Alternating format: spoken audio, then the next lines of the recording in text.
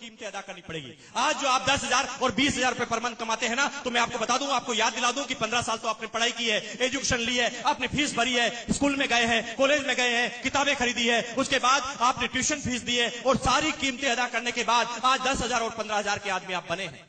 लेकिन वहां पर 15 साल की एजुकेशन आपने ली है, 15 साल आपने कीमतें अदा की है, लेकिन ये ऐसा बिजनेस है जो सिर्फ 1 साल कीमत मांगता है।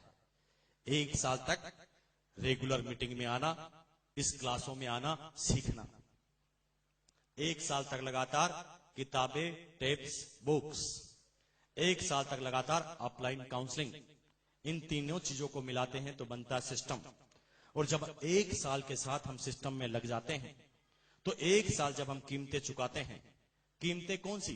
कीमतें बहुत सारी। हमारे घर में हम एडजस्टमेंट करते हैं। 100 रुपए हमारे बजट से निकालकर हम सेमिनार और टेप पे खर्च करते हैं, पहली कीमत। दूसरी कीमत, हमारे घर पर साला आता है और हमें मीटिंग में आना पड़ता है, दूसरी कीमत। हमारे रिश्तेदार के घर में शादी है और हमें फंक्शन अटेंड करना पड़ता हो, तीसरी कीमत। 1 साल तक वो कीमतें चुका देते हैं, तो 1 साल बाद ये बिजनेस चाइनीज बंबू की तरफ बढ़ता है। क्योंकि शुरुआती 1 साल कीमतें अदा करने की वजह से धीरे धीरे आप अपने अंदर इतने निपुण होने लगते हैं कि आप अपने आप खुद अपने आप को बेताज बादशाह बना देते हैं। क्योंकि आपके पास इतना सारा नॉलेज हो जाता है, इतना सारा खजाना होता है कि 1 साल के बाद आपका बिजनेस चाइनीज बंबू की तरफ बढ़ता है।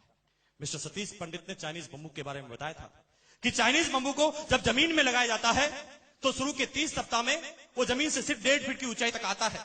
उसकी प्रोग्रेस जमीन